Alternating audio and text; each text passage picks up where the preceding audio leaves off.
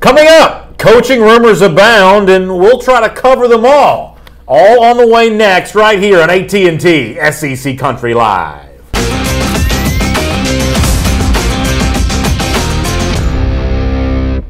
Hello everyone, welcome to AT&T SEC Country Live. My name is Brandon Adams. This is the former Alabama All-American Mike Johnson. We're going to talk about a lot of stuff on the field and off here over the next 60 minutes. A lot of it will include your comments. Mark Burnett talks some Alabama Crimson Tide 20 minutes from right now. Coaching rumors all over the place, including some things late breaking as we're coming on the air. Yeah, I was going to ask you this question. I mean, maybe it's just because I'm sitting next to you on a daily basis, but this is not the craziest, silly season that we've ever seen as far as college coaching goes. Yeah, I think in the way that it's ramping up so quickly it is. And, you know, a lot of times you do call this time of year the silly season because of the silly rumors that are out there. But it seems like this year, those rumors even a little sillier than normal, maybe. Is that fair to say? It's crazy out there. I can't believe some of the things that were hitting my Twitter timeline over the weekend. We're talking about Calhouns, and we'll get into that later. It's been a crazy couple weeks, that's for sure. Well, speaking of Calhouns and Knoxville, before we get into our AT&T SEC Country Live First and 10, let me do two quick things. Remind you that AT&T is a proud sponsor of SEC Country Live. AT&T, entertainment your way. Make the switch to AT&T Wireless Direct TV.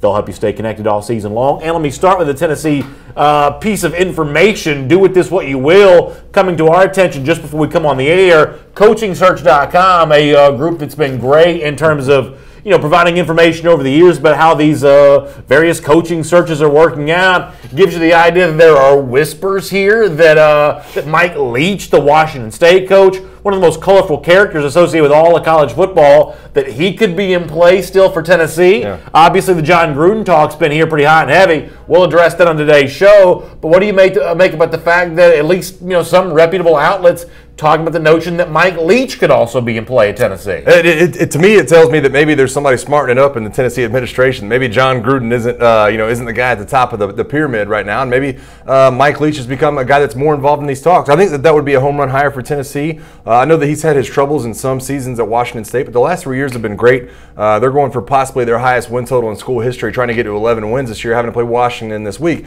I think he's a good head coach. I think anytime you bring that spread style of offense, the X's and O's, that can get some teams that don't have as much talent right now to play at a higher level. I think maybe that would be great what they need the first couple of years there at Tennessee. The official quote here from the website Football Scoop says, "We continue to hear the whispers that Mike Leach could be in play there for that job." And listen, you called it the silly season. Coaching rumors obviously kind of lead to that. I think some rumors are a little sillier than others. For me, Mike Leach to Tennessee is an example of something that's just a sillier coaching rumor than maybe something that I could tolerate. Well, I don't think that John Gruden's going to be the next coach at Tennessee, and frankly, I think Tennessee can hire a better coach.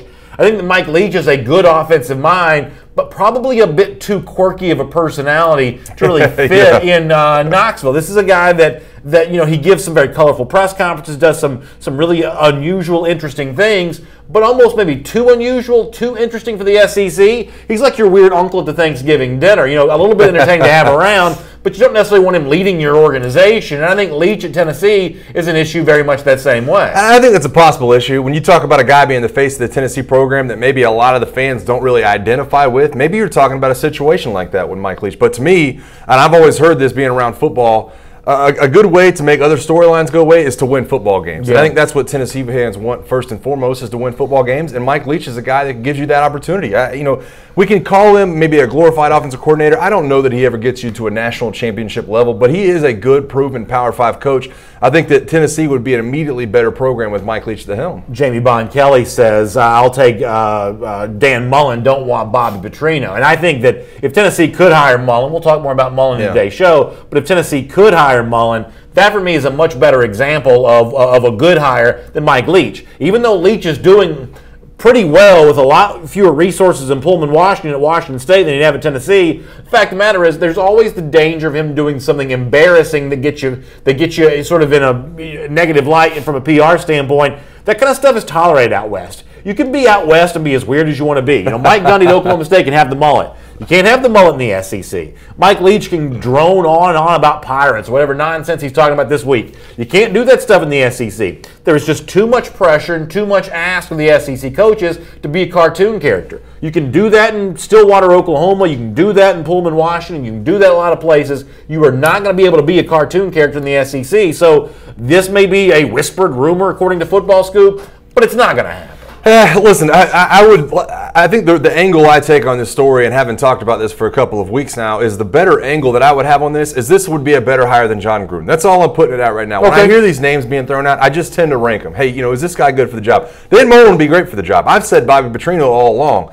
I don't know that Dan Mullen won't have a little bit better job opportunities out there when you look at places like Florida, possibly Texas A&M, possibly even an Auburn job coming open at some point down the road. Dan Mullen would be a great hire. I don't know that he's going to look at Tennessee. I think that Bobby Petrino might be on the list, and I think that Mike Leach coming to the SEC would be a great thing. A couple people in the comment section, Trod Dukes, Bo Molinari, disagree with my assessment of Mike Leach. Bo says the SEC needs him. Yeah. Do you think that's true, that that there's an absence of personnel in the SEC right now that would benefit from a guy like Mike Leach? The problem is it may be more entertaining to the other schools outside of Knoxville, Tennessee, than it would be for the Vols themselves. Hey, listen, we talked about this before the season started. When SEC Media Days hit, I think the craziest personality I had was Will Muschamp at SEC Media Days. We don't have Les Miles. We don't have Steve Spurrier anymore. And I know Mike Leach is a little bit of a loose cannon. I know he says some crazy things sometimes when he's telling stories, but to me, he's just a little bit less buttoned-up version of Steve Spurrier. We saw that a lot from Steve Spurrier, where he'd get in front of the podium and tell stories. Les Miles the same way.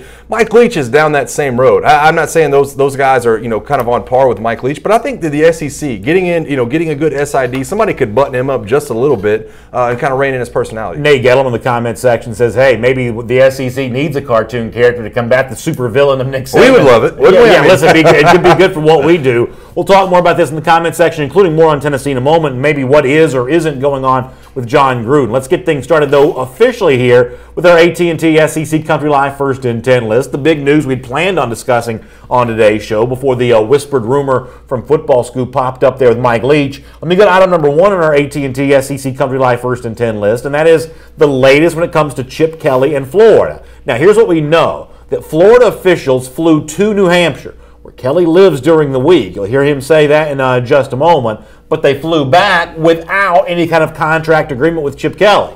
Is Chip Kelly going to be the next coach at Florida? Right now, we simply do not know. We know that Florida's at least making overtures. You don't fly to New Hampshire if you're not. We also know, or at least we have reported rumors, that Chip Kelly's interested in the now vacant UCLA job. Well, this weekend, Chip Kelly on ESPN was asked about his thoughts about the Florida job, and he gave some kind of answer. I'm not so sure this is the most forthright. Here he is being grilled about his status at ESPN, and is he a candidate for the Florida job? Here's Chip Kelly. What kind of interest do you have in the Gators head coach opening? Is this your way of firing me? No, this is we want you here. A bad illustration. So you know how you try to ease someone out the door. You're like, well, maybe we have a soft place for you to land. No, we want you here, but obviously you will be in demand outside. I was in New Hampshire last week, so I really enjoy what I'm doing now. I think Florida is an outstanding program and has had so much success there with Urban, Steve Spurrier. I think whoever gets that job will be really lucky.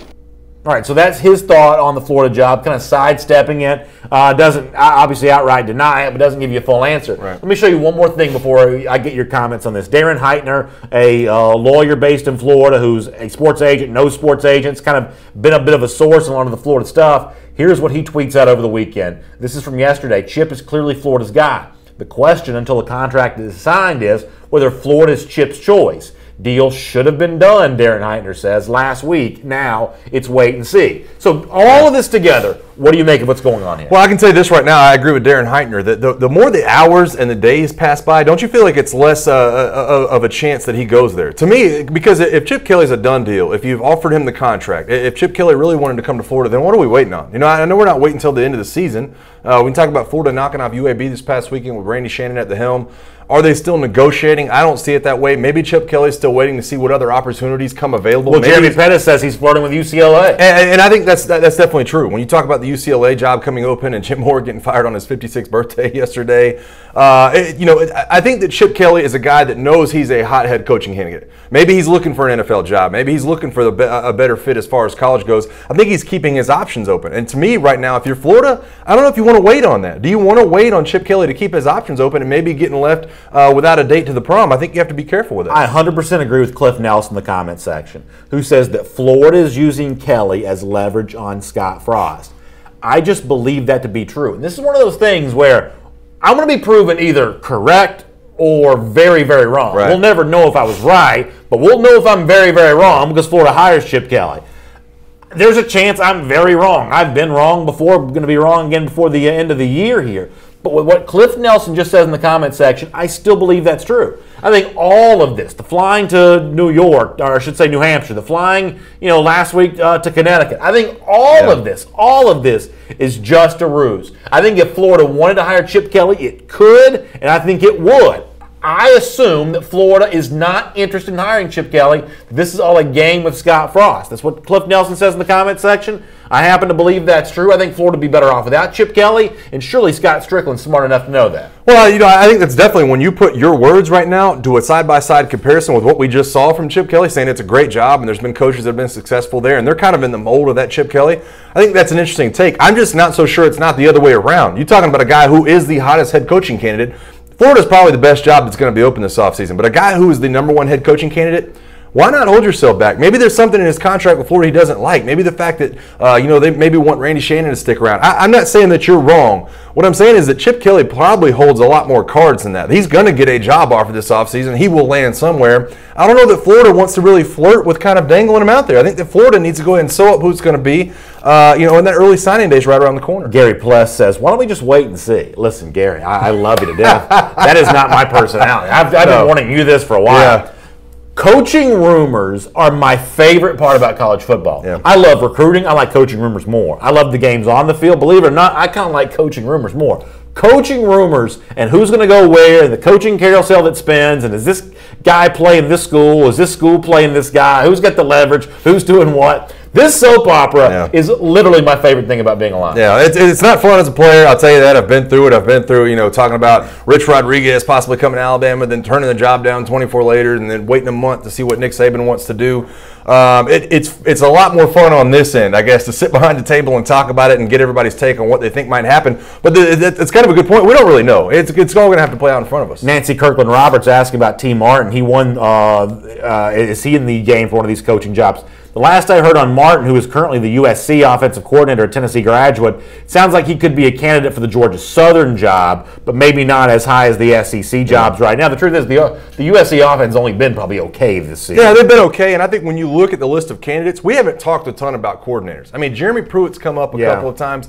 We've mentioned some guys that are coordinators, but I think these SEC teams, for the most part, are tired of taking these shots on these coordinators. They want proven coaches at the time. Tammy Pounds asked about the Arkansas situation. We're going to talk about that coming up. We'll get a lot more of your comments here, whether you want to talk about the Florida job, the situation at Tennessee. We'll kind of do all of that here on the program today. We'll also have Mark Burnett, who covers Alabama for SEC Country, about 7 minutes from right now. We'll talk some Iron Bowl with him. Let me, before that, though, move on to item number 2 on our AT&T SEC Country Live First and 10 list, because, believe it or not, Florida may not have been the weirdest place in the SEC this weekend. It actually may have been Tennessee. Now, we told you about Mike Leach a moment ago, the whisper that's out there from footballscoop.com, but something much louder than a whisper, an out-and-out shouted rumor, was the fact that John Gruden was in Knoxville this weekend. Now, I'm going to try to just sort of describe this in my own words here.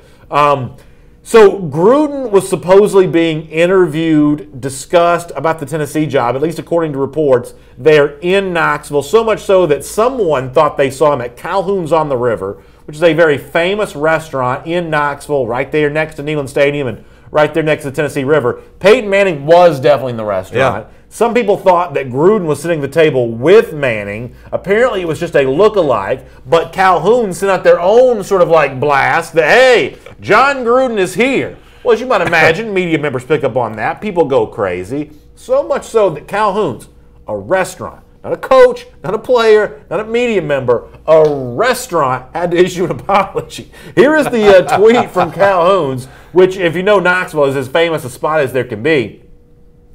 They say, we'd like to take a moment to clear. I don't know if they have like a spokesman, like a press secretary. I don't know who does the speaking for Calhoun's here, but they say, we'd like to take a moment to clear things up as well as apologize. We got excited, just like everyone else. Please read. They go on to say that it's essentially a dude that looked like Gruden but wasn't actually Gruden. I mean, what are we doing? What is going on? I don't know, man. What are we doing? Yeah, Calhoun's on the river, man. A great spot, by the way. Love to go to Knoxville and eat at that place. It's just this to me sums up this entire silly season and why we call it silly season. That we're talking about Calhoun's on the river and possibly John Gruden with Peyton Manning, and the fact that they basically confirmed it to all these outlets that were like, "Hey, are you serious?" Confirming it on Twitter, and that's the big story. And all of a sudden, you're like, you know what? He might just look like the guy. We've got confirmed reports from a restaurant manager that we're talking about. As far as coaching. I mean, apparently Gruden was in Seattle at the time. But here's what's amazing with this whole thing: Gruden's in Seattle. Calhoun thinks he's in Knoxville. When they put out the report that, I'm sorry, he wasn't here, a lot of Tennessee people took that as Calhoun's trying to cover up for Tennessee, and that Gruden really was there. And Calhoun's, which is a restaurant that has a great relationship with the University of Tennessee, they were trying to protect a big source of their income. Probably a lot of Tennessee administrators eating a bunch of lunches and dinners there. Some Tennessee fans took this as proof that Gruden was coming because Calhoun's was covering up the fact that he'd been in Knoxville. The rumors and as the so-called groomers, they just won't die. Yeah, I know. Everything I saw on Twitter that was underneath this was Peyton asked y'all to take the statement down, didn't they? Peyton wanted privacy, and you guys didn't give him privacy, and it's a slap in the face, so now he's mad. It's just crazy. And John Gruden it was confirmed with a picture just like 30 minutes later that he was in Seattle preparing for the playoff game, or the Monday night game tonight against the Falcons. Because, by the way, it's a long way to go from Knoxville to Seattle. I mean, that's not the kind of thing you just do in a moment's notice. You don't go to Knoxville just to have dinner with Peyton Manning and then fly all the way back to Seattle. That's not how it works. Chad Wyrick asked, do you guys find it weird that reports are saying John Gruden and John Curry, that's the Tennessee AD, met solely so Curry could ask him who he should hire? Most AD search firms ask former legends like Peyton Manning and Philip Fulmer. So the SB Nature report over the weekend, Chad, was that the meeting with Gruden was just to sort of placate, satisfy some high-level Tennessee boosters. Yeah. And, Chad, that's the part of this that I find is weird. I think that Tennessee's making a mistake by allowing these groomers to sort of fester in the atmosphere if they're not really interested in hiring John Gruden. And I sort of don't believe they are. This is another example of, I think Tennessee would actually be better off with a different coach. And I'm telling you right now, as a guy who roots for an SEC school that's not Florida, it's not Tennessee, the best news in the world I think a Georgia could get is the fact that a Gruden who hasn't coached in 10 years, or Kelly, who doesn't have a lot of ties to the South, goes to these two powers in the SEC East. I don't think Gruden would be a good hire for Tennessee. I think surely John Curry must know that, but he also needs to be aware that some Tennessee fans do want him, and by allowing these rumors to fester, I think you're only serving to sort of disappoint some fans when you finally do hire a coach, even if the coach that you hire is a good one. Yeah, listen, I think John Curry, the story about John Curry is going to be told by who he does hire and who is leading that Tennessee program and how well they do. But to me, before the hire, this does signal to me a little bit of chink in his armor. We haven't heard a lot from John Curry, and when we do, he's kind of cryptic about some of the things that are going on. He was cryptic before they fired Butch Jones about what was going on. Come out and issue a statement or do something that lets us know a little bit what's going on with John Gruden if you're meeting with John Gruden. Not that ADs always do that, and not that they should, but I think if he is doing something just to kind of make the board of trustees happy or some of the older boosters or bigger boosters in the program, then it's not a good look either. I don't know which direction to go with. Compare this for a moment to Scott Strickland, who is the Florida athletic director, and some of it's been jokes and some of it's been a little bit cryptic, but he's actually had a pretty public face during this Florida coaching search. Did not deny that they were in New Hampshire. I didn't say what he was doing there, but didn't deny they flew there. Allegedly, Tennessee flew to Tampa the other day to talk to John Gruden. Now, we don't know if that's true, but if it's not true, John Curry could have shot that down, and he didn't. I think that I don't know who's going to hire the better coach between Florida and Tennessee, but I happen to think that Scott Strickland at Florida is handling the coaching search better than Curry's handling at Knoxville so far. Yeah, I have to agree with you. And listen, I don't love the way Scott Strickland kind of steps out of his box, and maybe there's like message board posts, and he's got Mark Twain quotes on Twitter and all these things going on. I think it's a little bit crazy, but I do love the fact that he is at least maybe keeping the fans, maybe the players informed in a certain way. John Curry just letting this John Gruden thing fester. I agree with you. It's not a great look for Max McDonald says jet fuel can't melt John Gruden. The fact of the matter is John Gruden's responsible for a lot of jet fuel being melted, or at least a lot of these coaches are, as these very expensive private planes fly all over the world. Yeah. I mean, he's at the Tennessee game, and he's doing radio interviews. He's talking about Rocky Top. He's doing all these things. John Gruden's not putting them to bed either. Yeah. And I know that a lot of Tennessee fans point to those scenarios and say, listen, he's coming because he's talking about it. I just think he likes hearing the name John Gruden. Let me bring in Mark Burnett on this. And Mark, obviously, I want to talk to you a lot about the Alabama situation. It's a huge Iron Bowl game on Saturday, no doubt about that. But this stuff with Gruden and Kelly and all this is too fascinating not to get some thought from you on. I mean, what do you make of the coaching searches that are ongoing at Tennessee and Florida? The fact that the groomers won't die in Knoxville, the fact that Florida may have pursued Chip Kelly and now might not get him. I mean, how entertaining is this for you to watch in Tuscaloosa as these two major powers apparently chase down some big games, but neither school may get neither guy? Yeah, definitely. I think it's hilarious. I think it's funny to watch and kind of see how far these programs have fallen to a degree. I don't know why John Gruden continues to come up in some of these rumors. I mean, if you're him, why would you leave the broadcast booth when you're making all that money to go, chase down 15, 16, 17-year-old recruits? I would just stay where I'm at. I mean, continue to do what he's doing. But, yeah, I just think it shows you how far Tennessee has fallen as a program and where they're at now. So, obviously, Iron Bowl on Saturday in Jordan-Hare Stadium, and it's not a surprise that Alabama's a point spread favorite there. But when you think back to how loud the venue was at Jordan-Hare, and I was there 2 Saturdays ago for the Georgia-Auburn game, how well Auburn has played as of late, Alabama going on the road here as a favorite. How significant do you think the challenge of Auburn is going to be on Saturday? Oh, I think it's huge. I think Auburn's one of the tougher places to play in the entire SEC, especially when those fans are into it and they're going to be on Saturday. I think it's going to be a very tough test for Alabama. I think, having that game helped them out because that environment in Starkville was crazy, unlike anything I'd ever seen in my trips over there to Starkville. So I think being able to rally behind each other and sort of get that come from behind win against Mississippi State will bode well as Alabama heads into Jordan-Hare Stadium. Alabama played Mercer on Saturday. It seems like, based on what Saban said after the game, that the Tide emerged from that game mostly healthy. No new injuries, it doesn't sound like. But, is the situation here now after the Mississippi State game as dire as it once seemed in terms of the injury situation? I mean, obviously there's no Sean Dion Hamilton for the game against Auburn on Saturday, but is Alabama in any way getting healthier here for Auburn, or is this a situation where the injury to linebackers and the various other injuries are just going to be a big factor in this Iron Bowl storyline? Yeah, I think they are actually getting healthy. I think they're getting Minkah Fitzpatrick back this week. I tweeted after the Mercer game when Minkah was held out, I said they probably have to chain him to his bed to keep him out of the Iron Bowl. But as far as the linebackers go, I think Mack Wilson, Terrell Lewis, and Christian Miller are all in play here, depending on how they look in practice and depending on what the medical staff says about them, because all those guys are well ahead of schedule in terms of the rehab. So I think with Terrell Lewis and Christian Miller, they probably wouldn't be able to play a ton of snaps, but just having those guys on third down and help with that pass rush would be huge for Alabama if they were able to get even one of those guys back. All right, Mark, I was in Tuscaloosa all weekend. You know that. I got to talk to a ton of people, and everybody has a different opinion on how the Iron Bowl is going to play out. Do you have a prediction? How do you think the game's going to go this weekend? Yeah, I mean, I like Alabama in the game. I think Alabama's a better team. I think it's a situation where if you're looking at this Iron Bowl 2 weeks ago when Auburn smacks Georgia around, you're probably thinking, whoa, maybe Auburn's a lot better than we initially thought they were. And you also see Alabama really struggle against Mississippi State.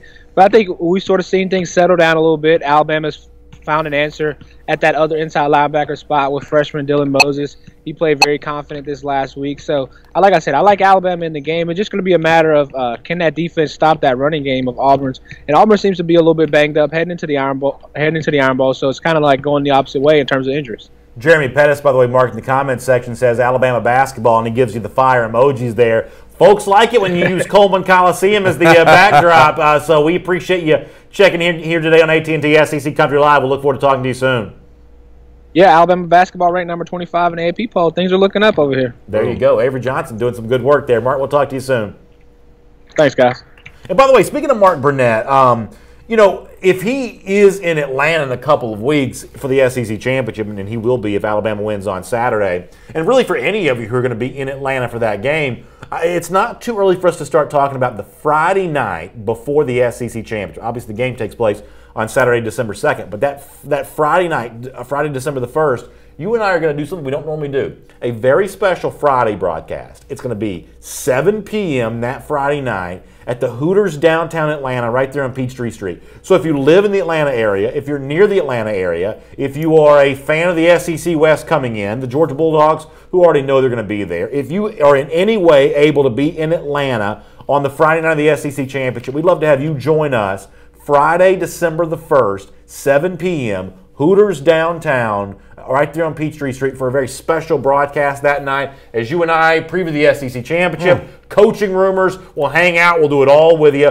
Hooters downtown that Friday night. It's our first sort of official AT&T SEC Country Live event. I'm really excited about it. Yeah, I am too. And 7 p.m. Eastern time for you guys that do live in Central Time. Perfect. We are going to be at Hooters that night. And I'm excited. We got one half of the matchup in Georgia coming from the East. No matter who wins the Iron Bowl, I think it's going to be an incredible matchup from when you talk about the East versus the West. And always a good time to go down and eat some Hooters wings. Yeah, listen, Mercedes-Benz Stadium, obviously a great new venue for the SEC Championship. And with Georgia representing the East and either one of these two powers from the state of Alabama representing the West, it's going to be one of the hottest tickets in SEC Championship history. So we're really excited about being a part of it right here on AT&T SEC Country Live. Let me move on here to item number 3 in our AT&T SEC Country Live First and 10. Speaking of the Alabama Crimson Tide, we talked a moment ago to Mark Burnett about the Tide being a favorite in this game on Saturday against Auburn. A real tough venue to be a road favorite. After the game against Mercer on Saturday, Nick Saban talked about what he was looking to see his team accomplish against the Bears and the mindset that's needed because the games the rest of the way are all tough for the Crimson Tide. Here's Nick Saban. I wanted our players to play to a standard, try to create momentum as we move forward in the season here. I think everybody understands the challenges that we have ahead of us and the importance of, all those games. Yeah, so that's obviously what Nick Saban talks about there. Every game the rest of the way is in Auburn, an SEC championship. After that, it's likely, assuming some wins, potentially a college football playoff, potentially a national championship. There is no gimme game here for Alabama the rest of the way. As a guy that went through these rigors, that played an Iron Bowl, that was a part of an SEC championship, no college football playoff for you, but a BCS national championship. What is it like as Alabama kind of closes in here and circles the borders, circles the wagons, getting ready for a big December run like this? What's it like to have been on the inside for something like that? Look, I got chills on my arms right now. I'm telling you right now, there's nothing more exciting as a player. I mean, it's do or die every week for Alabama right now. And when you have your back against the wall and you're starting to get in these scenarios, and all of a sudden your goals start to become within reach, and that weather, that fall starts to turn, all of a sudden practice becomes more about the details than it is about getting through hot practices. Those guys are so excited. Man, I was down on the sideline this past weekend, got to see some of those guys line up, got to see the excitement they were playing with against Mercer, and you could feel at halftime in that stadium, everybody's attention started turning towards Auburn about midway through the game last weekend. I think the players felt the same way. An incredible passion. You never know what you're going to get out of the Iron Bowl. It almost never plays out to your expectations. Going to be an incredible matchup this weekend. I know those players are about to run through a brick wall this weekend when they head down to Jordan Hare. All right, let me shift gears here just for a moment. I obviously want to talk more about this. I am getting some breaking news coming in here. I don't know who reports it first. I'm seeing it from UGA Sports. That's the Georgia rival side. I'm seeing a 24/7 Sports tweet here as well that one of the centerpieces of Georgia's 2018 recruiting class, Zamir White, 5-star running back, nation's #1 running back for the class 2018, has apparently suffered a torn ACL. I guess Deanna King from NC Preps may have been the first one to report this here. Looks like Zamir White, a big member of Georgia's 2018 class, and maybe the heir apparent to Nick Chubb and a Georgia uniform at running back. For now, going to be recovering from injury, a torn ACL here for him at the end of his senior season. By the way, both of Georgia's #1 recruits here for 2018, nation's #1 quarterback and #1 overall player, Justin Fields, his high school season ends prematurely because of a broken finger.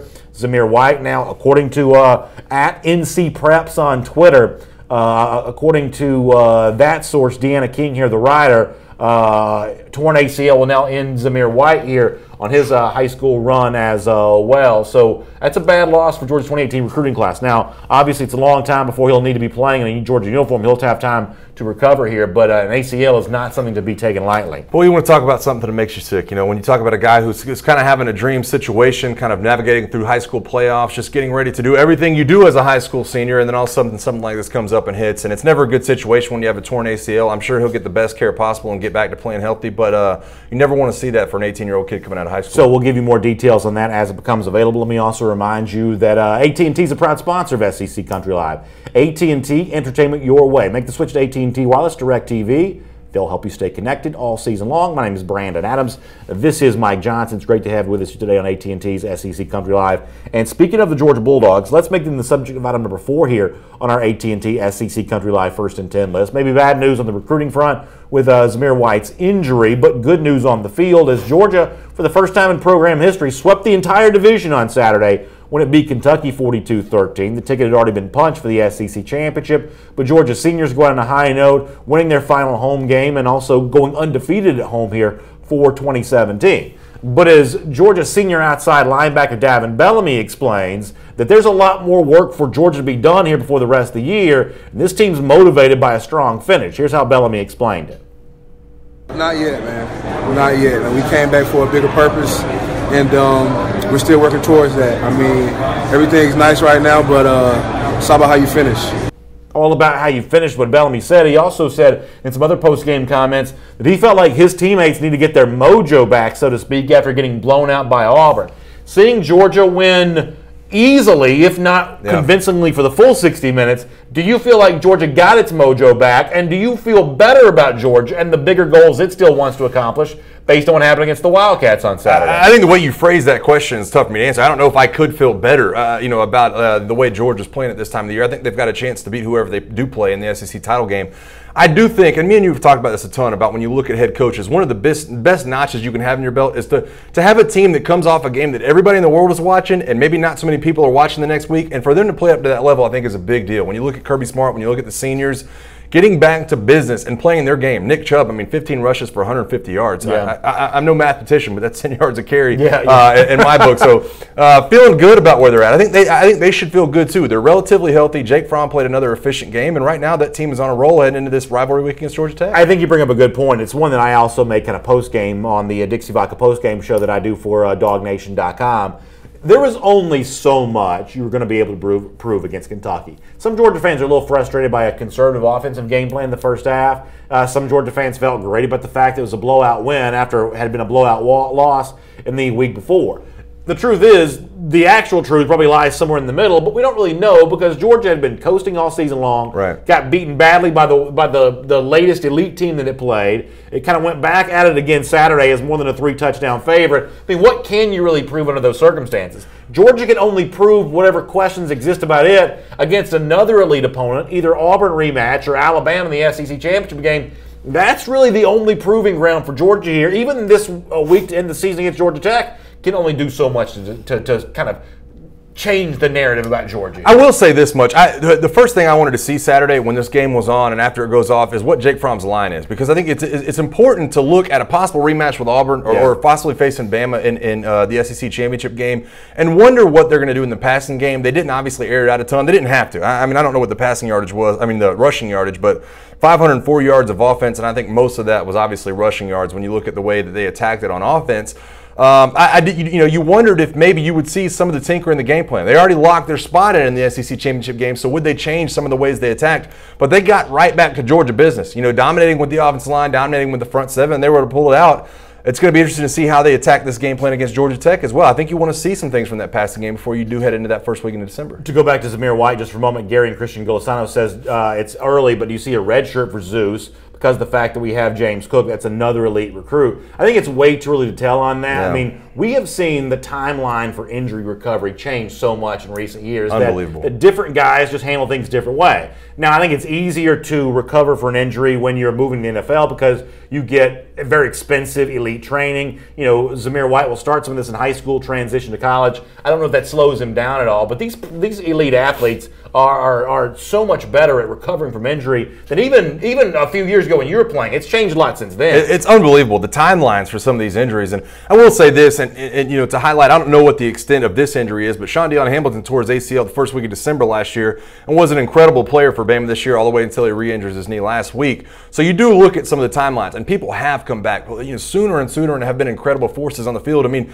ACLs, it was a year. It was like Tommy John surgery. Now all of a sudden it's like a 4 or 5 month or 6 month window when you talk about some of these guys, the way they take care of their knees. He will get top-notch conditioning and everything else when he gets to Georgia. It's going to be about how he's playing on the field, though, and overcoming the injury as to whether or not he redshirts. Let me move on to item number 5 on our AT&T SEC Country Live First and 10 list. And I don't know if y'all saw, I didn't get to see a ton of this. But the weather for that Tennessee-LSU game was like nothing I've ever seen. Have you ever played in anything like that? Nothing even close to that. I mean, we played in a couple of sprinkles. I don't know if we played in anything that was even close to amounting to what these two teams dealt with. Now, I wasn't a player, obviously, but I have done a lot of broadcasts. I did sidelines one day for a state championship game down in Cairo, Georgia, the Syrup Makers, one of the great high school programs in the state of Georgia. It rained hard the entire time, and I got drenched. But the sideways rain you were getting in Knoxville, that's what made it so incredible. Because, I mean, obviously, if you've ever been in a true sideways rain, I mean, it's inescapable. Well, and you talk about putting the ball in the air. You're talking about the special teams game. You're talking about trying to throw the ball. And obviously, this one played better into the hands of LSU when you started to line up the way these two teams were attacking each other. But I've never seen anything like it. And all of a sudden, it was gone. Everything was good. But for a minute there, I mean, a piece of the scoreboard fell off. The lights went out. The ball is rolling. A piece of the scoreboard fell off because the wind was blowing so hard. Yeah, the ball is rolling away from the referees. You're not able to do anything on special teams. It was crazy. But do you know who was having himself a blast? That was LSU coach Ed Orgeron. Here's a portion of his halftime interview. This is a guy who wouldn't want to be anywhere else but rainy, cold Knoxville, Tennessee. This is great stuff from Orgeron. It seems like the weather is getting worse as we speak. How does this impact the game? Hey, you just gotta love football, man. It's like playing football when you're a little kid in the backyard. Thank you. Go Tigers! I mean, I got to tell you, I'm a little skeptical at times of Orgeron as a coach. Yeah. But when you see him in that unbridled passion to kind of go out there and do that, and he's clearly he's either impacting his players or his players are feeding off him one way or another. That's a pretty hyped up LSU funnel right there. I got to admit, that makes you like Orgeron a little more right there because that's exactly the leader that LSU needs in a game like that. And to bring it back to something serious for a moment, I mean, I'll say this. Last week, I warned LSU multiple times, be careful with Tennessee, be careful with Tennessee. He had him ready to play. Yeah. Rain, sleet, snow, whatever. He had him ready to play. And Orgeron, I'll give him credit for that. And to me, it came down with how they did deal with the conditions on the field. When you look at the fact that Tennessee loses 2 fumbles, LSU doesn't lose any. The penalties were strongly in LSU's favor because, honestly, the stats weren't that far apart. LSU only has 281 yards of offense, but they're able to get it done handily. Time possession was close. Everything else close except the penalties and the turnovers. And that really was the difference in the game.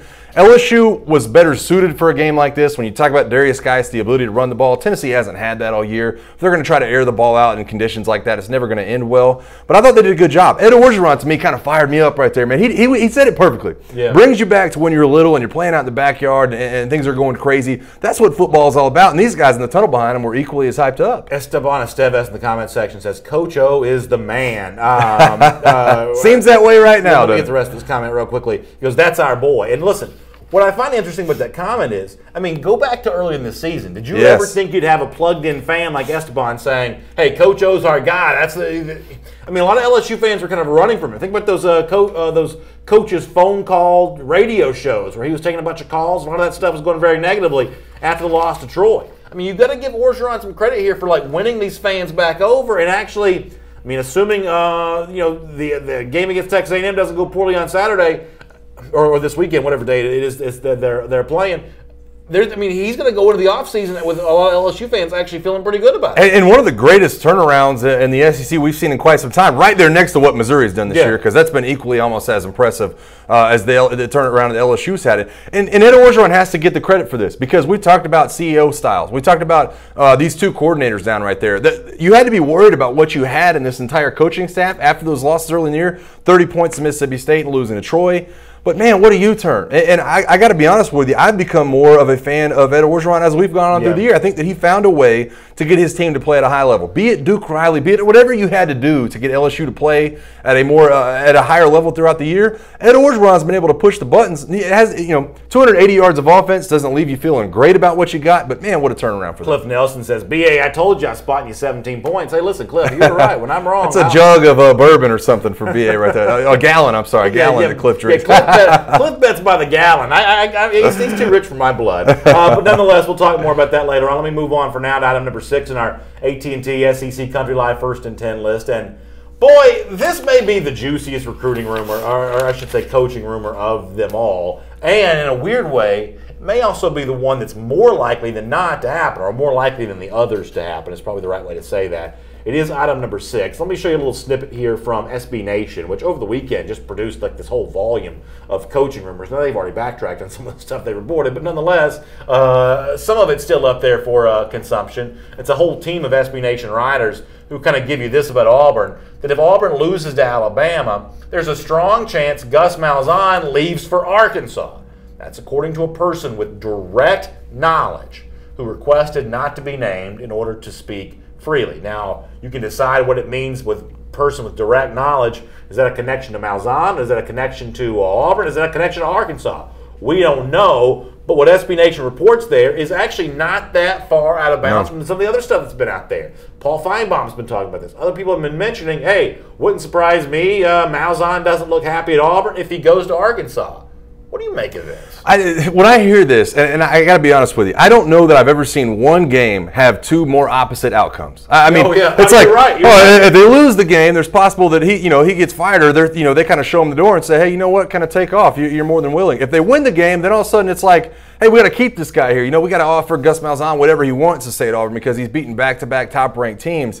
It's crazy, but I can see it happening. I don't know that it's likely. I'm not going to put percentage points on it and say that Gus Malzahn's going to do this. I think that if he beats Alabama this year, Auburn pays him whatever salary he wants to stay at the helm at Auburn.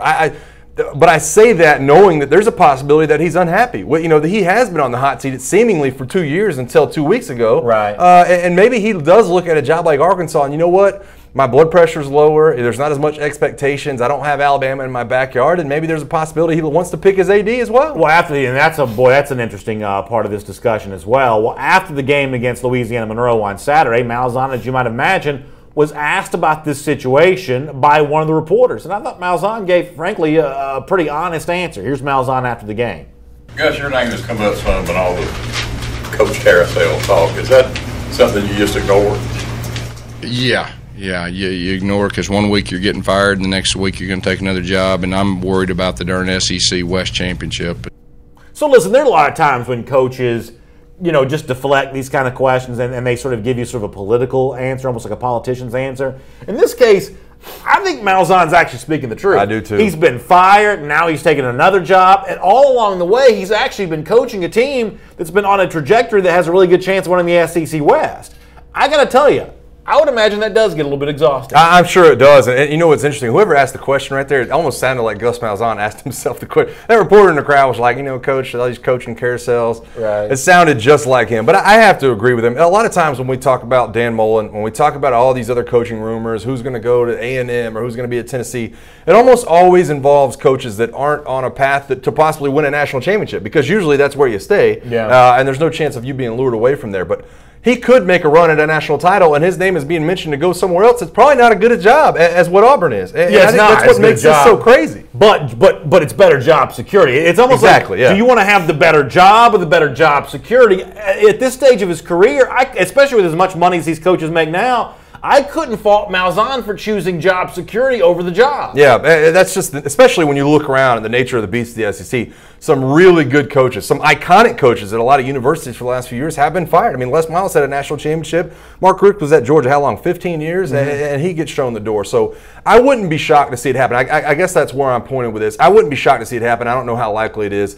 But when you talk about going home to your home state and being able to lead a program where you can see yourself for the next 20 years and head into retirement and then possibly have a job after that, that's why I don't rule this out. That's why I don't dust this under the rug. I think there's a possibility that it could always happen. Let me get just a few comments here. Adam Lee says, if I was Gus, I would go. 8 wins and you're a god there. You'll certainly be treated better for 8 wins in Arkansas than you would for Auburn. I mean, they're going to get restless after a while, too. That's a passionate fan base, but it's a little easier to win 8 games than it is at Auburn, no doubt. Adam Manna says, bring Gus home. He can pick his AD. That's the other part of this as well. I mean, if Malzahn stays at Auburn, Mike, he has zero job security because he's going to get a new athletic director. If he loses the Iron Bowl this year, that's a fan base that wonders when it's ever going to be back on even footing again with Alabama. I mean, it's just a tough position for Malzahn to be in, knowing that you've really got no job security there. That's why I think this is crazy, because if he does go out and win the Iron Bowl and then he heads into a rematch with Georgia where he's probably going to be favored in the game, maybe by double digits considering what happened last time, and then possibly finds himself in the college ball playoff, then all of a sudden he's holding all the cards. And the job security doesn't matter, and then he's asking for a raise. I just don't know, like I said, that I've seen 2 more polar opposite outcomes from just one game, from just playing your in-state rival in Alabama this week, we could see two totally different scenarios afterwards. I think it's going to be interesting to watch it play out. Let me remind you that AT&T is a proud sponsor of SEC Country Live. AT&T, entertainment your way. Make the switch to AT&T Wireless and DirecTV. They'll help you stay connected all season long. I'm Brandon Adams. That's Mike Johnson. This is AT&T's SEC Country Live. And let me shift back here and talk about the Florida coaching search here for a moment. And let me do this with a lot of different things.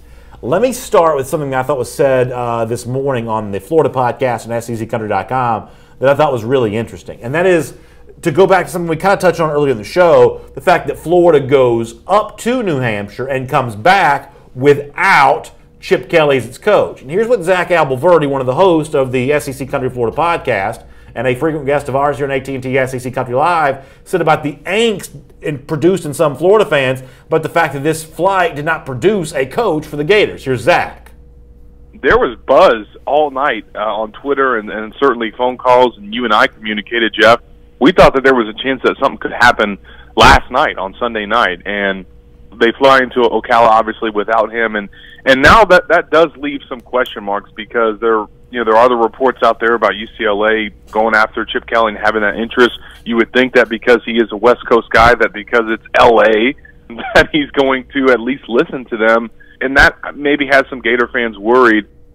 So Zach also says, while Florida fans may be worried that Florida flew up, allegedly met with Chip Kelly, but came back with any kind of deal in place, Zach says there's also potentially something else to be worried about here too. The fact that Florida might hire another coach who had never been to Gainesville, Florida before. Here's a really interesting clip from Zach Albalverdi, a guy who knows the Gator situation very well. Take a listen to this.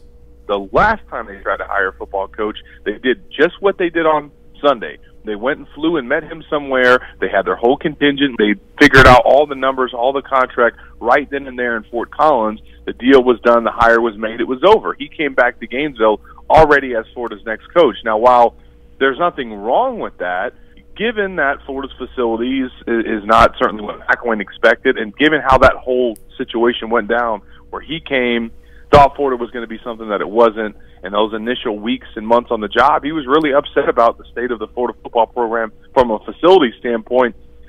I just think it would behoove the Florida football administration to just have him come and see the facilities, see the program, be around Gainesville. So I think this is fascinating here, that Zach says, hey, Jim McElwain, that hire didn't work out so well. He made the agreement to become Florida's coach without coming to Gainesville first. When he got to Gainesville, he was dissatisfied with the facilities, maybe dissatisfied with some other things as well.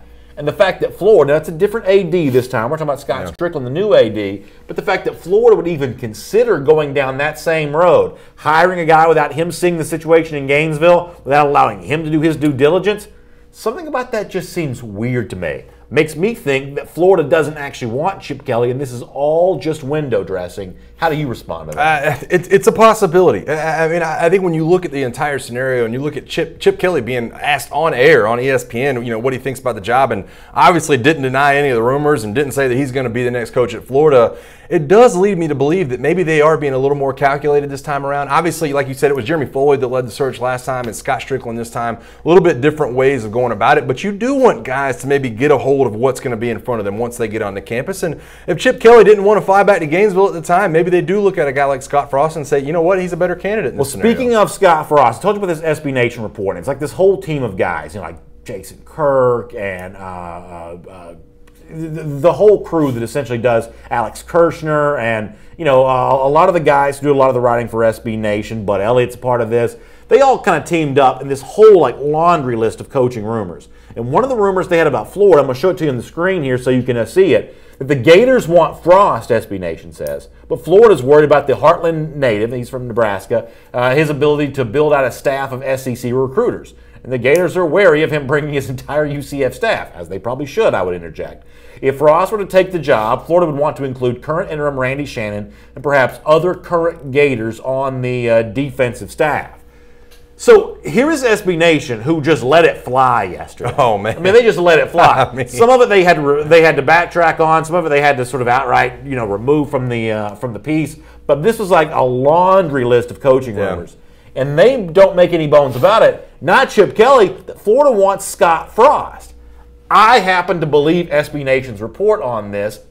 I mean, and the fact that they go up to visit Kelly and don't come back with him, don't do much in the way of different due diligence they did with Jim McElwain, this just leads me to believe that Frost is the guy, but it's a leverage contest between Frost, who could go to Nebraska, or Florida, who needs to have a Plan B option as well. By the way, did you notice when they were talking about Scott Frost possibly in Nebraska, they also said Nebraska might look at a triple option coach. Like I said on here a couple weeks ago, Kendia Matalolo, guys like that could possibly go to Nebraska and run the triple option. I would have to think, and this is just the former player speaking to me, I would have to think that Nebraska would be Scott Frost's first option. I know that Florida's the better job. I know that Florida can win a national championship. Nebraska is still on the fringe of some of those things.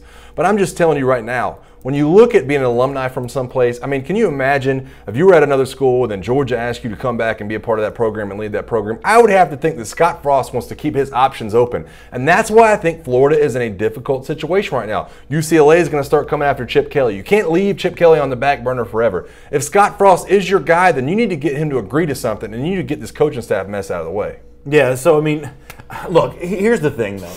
The Nebraska job, to a certain extent, though, it's not just worse than Florida. I mean, over the years, this is not the mid-90s anymore. Yes. The Nebraska job is falling. And even though the Florida team hasn't been very good, the job and the program is as good as it ever was. Yes. The next Florida coach that comes in, if he brings in players, and Florida has easy access to players, Florida's going to start winning again.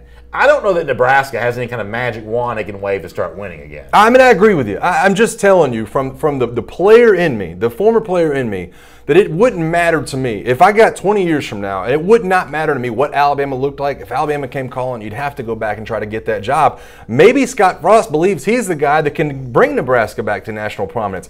All I'm saying is from Florida's angle, they have to move quickly on one of these guys. They can't leave Chip Kelly hanging forever until Scott Frost gets done playing South Florida this weekend to decide that maybe he doesn't want that job. I know they're trying to hold off as long as they can until next week to make all these decisions happen, but it's going to be a scary, scary weekend for those guys. You know, they talk about, in the SB Nation report, keeping some of those defensive staffers in place. I assume one of those might be Chris Rump, the defensive line coach.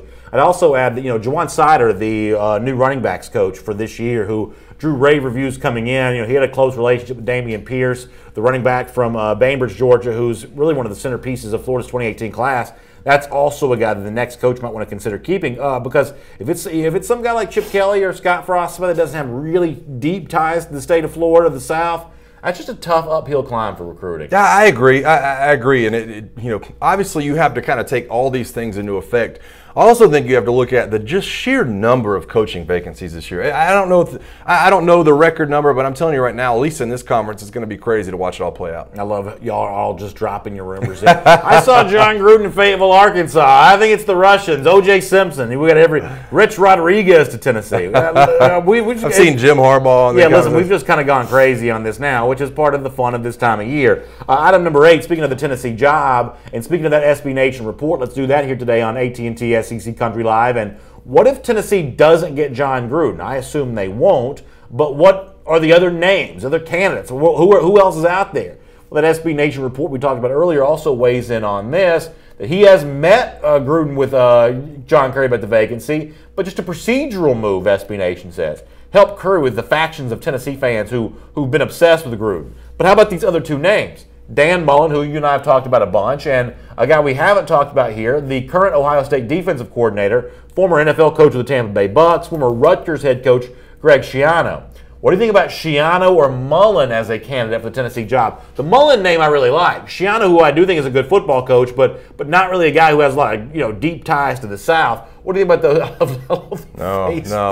Greg Schiano, man. Listen, when this guy was with Tampa Bay, I heard nothing but awful things about the way he treated players down in Tampa Bay as their head coach. Not only that, the Tennessee players will be right at home after. Yeah, I was going to say, not only that, but when you look at his head coaching record at Rutgers, he had like a 9-4 year that got him the Tampa Bay job. He's 68-67 at Rutgers. By no means was he some kind of home run success at Rutgers, and I know that's a tough place to coach, but to me, getting Schiano at Tennessee, I think he gets the welcome that you had down in Auburn when hired the national championship coach before. Nobody's going to be at the airport to welcome this guy, and he might get booed when he gets off the plane in Knoxville if you hire Greg Schiano. Yeah, so I kind of agree with you, even though I think Schiano's probably a pretty good football guy, probably knows a lot about football. I, for the most part, agree with what you're saying. But let's talk about Dan Mullen then for a second, who I do think would be a really good hire, and I think Mullen's name has come up on so many rumor mills in the past that he's at least going to consider the job, or at least would consider the job.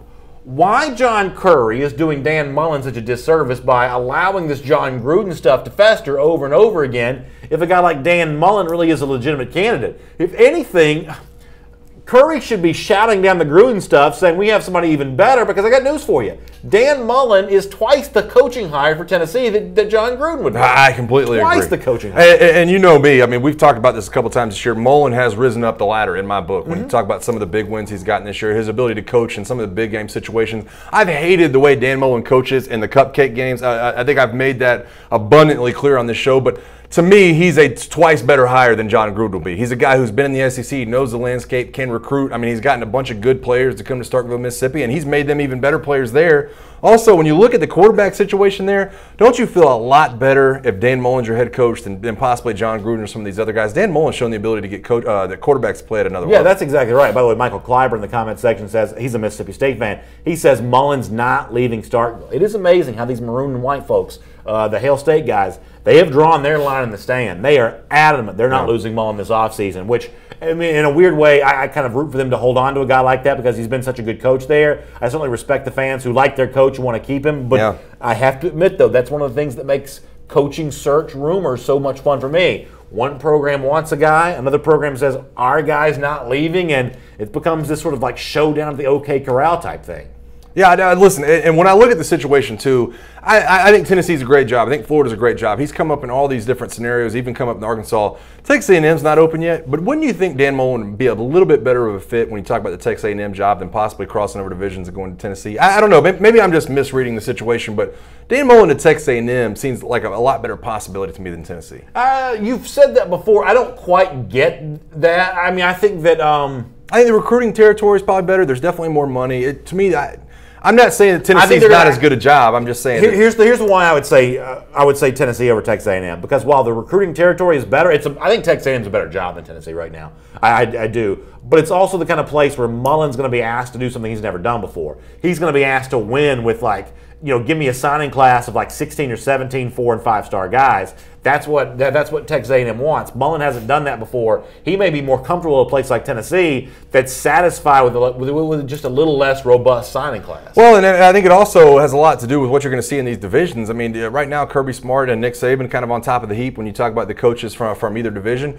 Dan Mullen, look at a place like Texas A&M, and you don't really have an in-state rival right now. You have to beat LSU, every couple of years, and you have to do some things. But I don't know that the expectations are as high at Texas A&M. I think that maybe the expectations are higher at Tennessee. Kevin Bearden says that Starkville, Mississippi is the NYC of the South. Maybe it is indeed.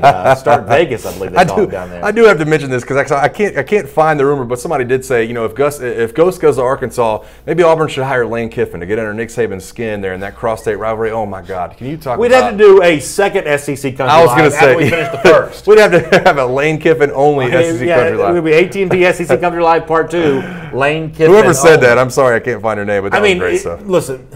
If all this stuff really starts happening, Auburn's first call is going to be Jimbo Fisher. And Jimbo Fisher will be the coach at Auburn. Yeah, I don't second guess that for 1 second. I think he'd be a good hire for them. Yeah, that's really, really interesting stuff. All right, item number 9 on our AT&T SEC Country Live 1st and 10 list. Back to the field for a moment. We talked about Georgia and its win against Kentucky on Saturday. A final home game for a pretty impressive group of Georgia seniors, maybe led by Nick Chubb, who had some highlight reel runs, including a long fourth-quarter touchdown to kind of seal the deal against the Wildcats. And after the game, Kirby Smart was asked, how much are you going to miss having this guy on the team next year? And Kirby, in the midst of praising Chubb, says, well, I hope one of the young guys on next year's team is able to do some of this stuff too. Pretty candid moment here from Kirby Smart. Take a listen.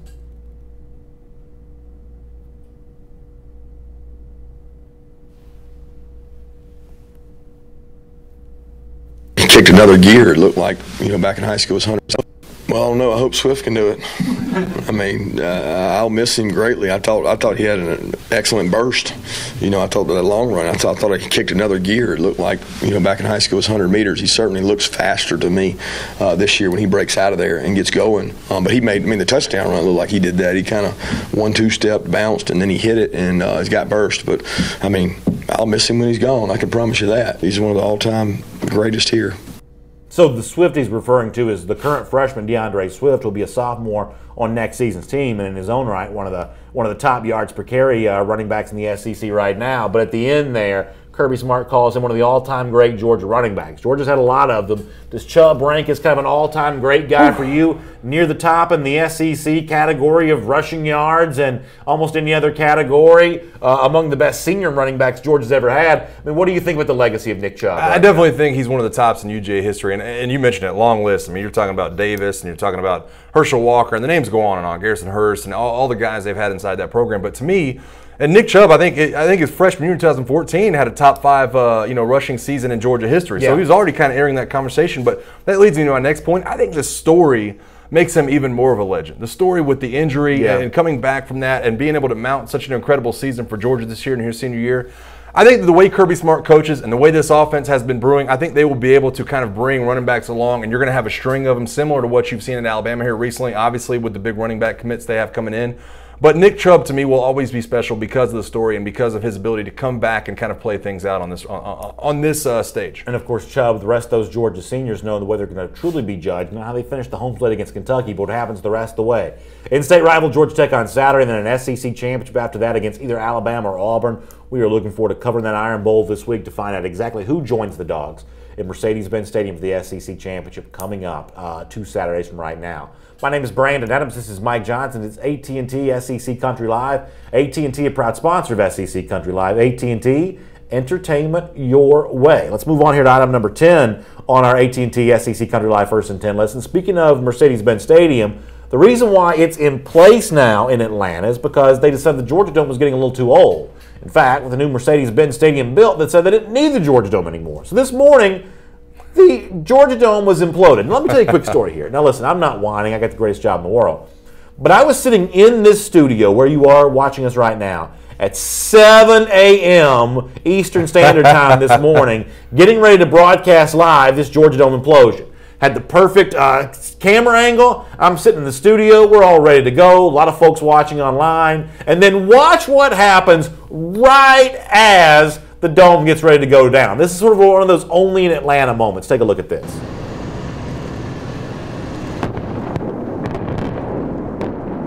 I mean, can you believe this? The bus just pulls right in there. Now, it doesn't block the whole shot. That's a MARTA bus, by the way. That's the city of Atlanta, they do a great job of getting folks around the city of Atlanta every day.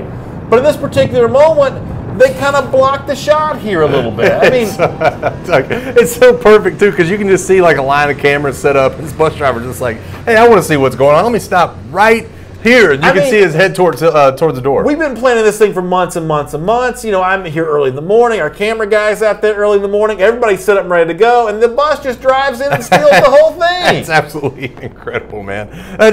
That's a series of unfortunate events, I guess we could just say. I guess so. I hope the bus driver enjoyed his view because he blocked everybody else's view there for a moment. But nonetheless, that's actually going to come back here in a moment for our champion of life. And this may be one of the best champions of life we've ever done. I mean that in all sincerity. We'll do that coming up in just a moment. As I said, though, the Mercedes-Benz Stadium is the host of this year's SEC championship. We still got to figure out who's going to be there. The Iron Bowl go a long way towards deciding that, but it's not the only big matchup to close out the regular season in 2017. For more on that, let's take a look at our AT&T Look Ahead. Of course, AT&T, a proud sponsor of SEC Country Live, and they bring the look ahead to you each and every day. And you cannot get better. Oh, man. Than these games right here.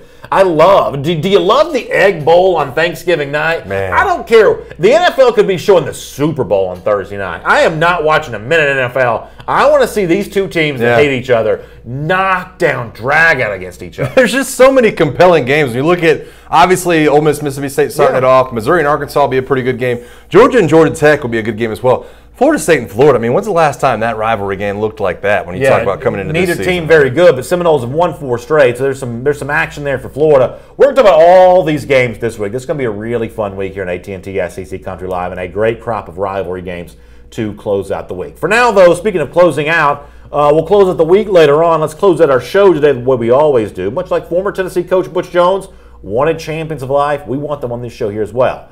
And today, we'll think back to the Georgia Dome implosion, for us spoiled by the MARTA bus, and we'll kind of take a look at some other great moments in history captured on film that the MARTA bus also got an up-close and personal view for. This is really funny. Take a look at this.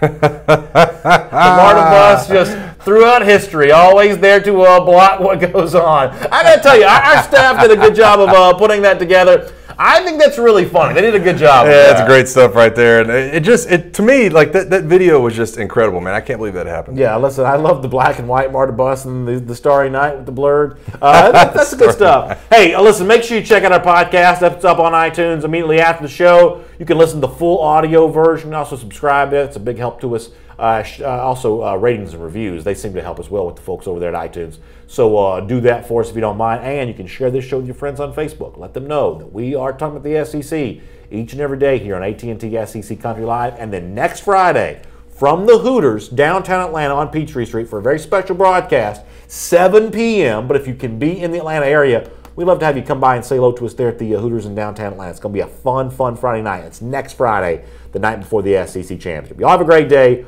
We'll see you tomorrow right here on AT&T SEC Country Live.